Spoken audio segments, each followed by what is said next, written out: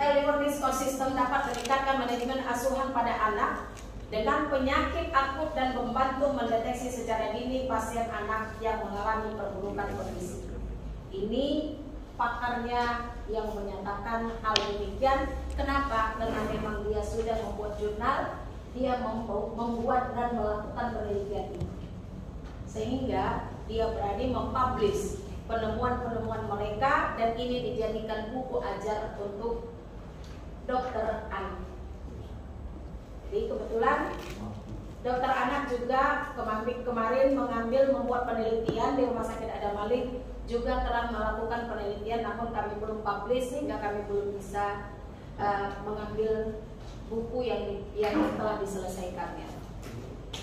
Ya, untuk tadi saya bicara ada level anak, kami bagi menjadi 5 golongan usia. Ya, tadi saya katakan di awal, anak kami bagi menjadi 5 golongan usia. 0 sampai 3 bulan, 4 sampai 11 bulan, 1 sampai 4 tahun, 5 sampai dengan 11 tahun, 12 sampai 18 tahun. Ada 5 golongan usia. Kenapa 5 golongan usia? Angka normal pada usia-usia ini berbeda. Ini angka normalnya. Kalau 0 sampai 3 bulan, angka pernapasan normalnya itu 30 sampai 59 kali masih dianggap normal. Tapi kalau udah anak di usia 11 tahun 59 kali dia bernapas, ini berarti sudah sesak ya. Berarti ini anak sudah sesak. Itulah kenapa dibedakan. Referensinya membedakan seperti itu. Maka ketika kita mengambil referensi yang tadi yang dikemukakan oleh para pakar-pakar ini, maka kita harus membedakan juga.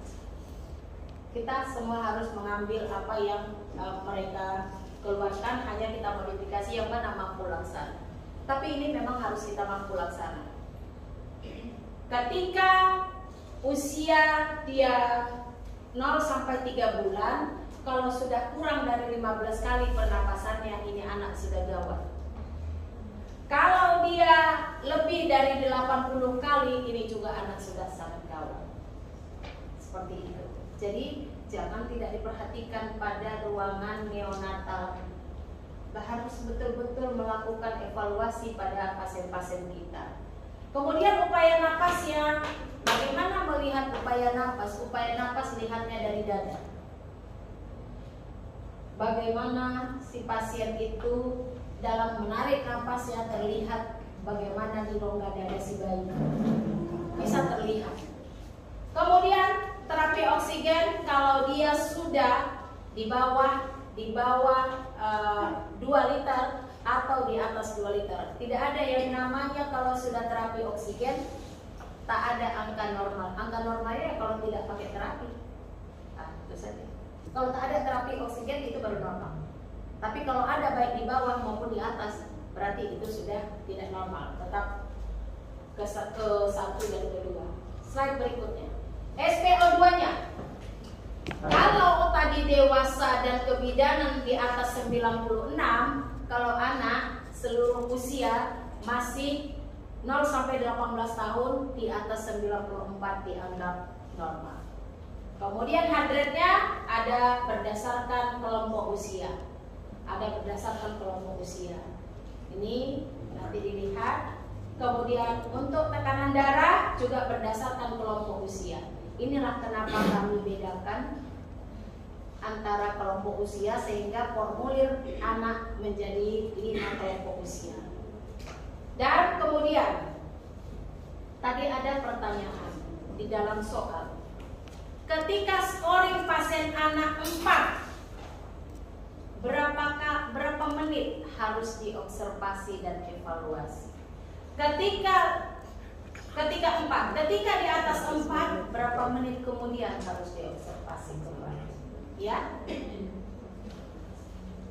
ini dia perbedaannya antara anak dewasa, kebidanan, dan anak. Kalau dewasa dan kebidanan, waktu yang paling cepat itu adalah 8 jam. kalaupun dia normal. Kalau normal dia 8 jam untuk kita lakukan observasi. 8 jam kemudian kita ukur tanda vitalnya kembali. Tapi kalau anak walaupun dia normal, waktu yang dibutuhkan 4 jam.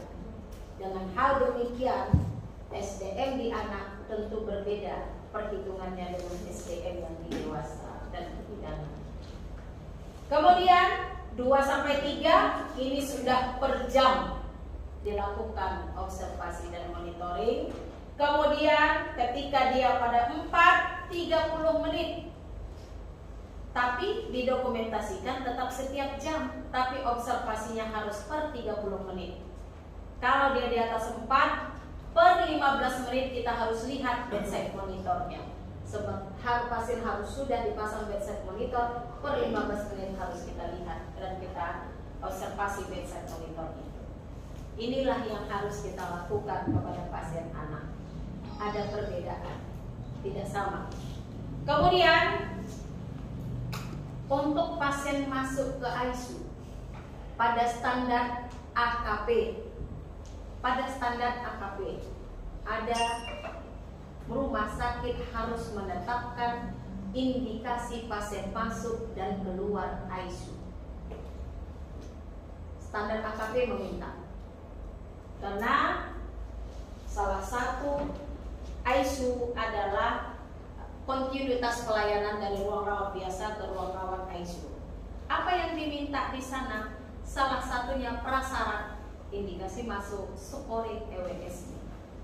Ketika scoring EWS masih 2, pasien tidak layak masuk ICU. Dan masuk ICU tadi scoringnya yang berapa? Total scoring EWS di atas 6 baru layak masuk ICU. Paling sedikitnya 6. Ini nanti dinilai di standar AKP. Jadi standar lagi. Dalam satu formulir pelatihan ini banyak standar. Standar KPS, standar AKP, standar PAP, kemudian standar PP. Banyak yang didapatkan dari pelatihan ini. Kemudian untuk keberhasilan itu tadi semua, apakah implementasi itu berhasil kita lakukan jika ada dukungan yang semua ini. Agar implementasi EWS berhasil di satu rumah sakit, maka harus ada dukungan dari 5 tahapan ini. Tahapan yang pertama, dukungan administratif dan leadership. Administratif dan leadership. Nanti kita jelaskan apa itu. Kemudian dedikasi sumber daya manusianya sendiri. Manusianya sendiri harus berdedikasi. Orang-orangnya ini yang dilatih ini harus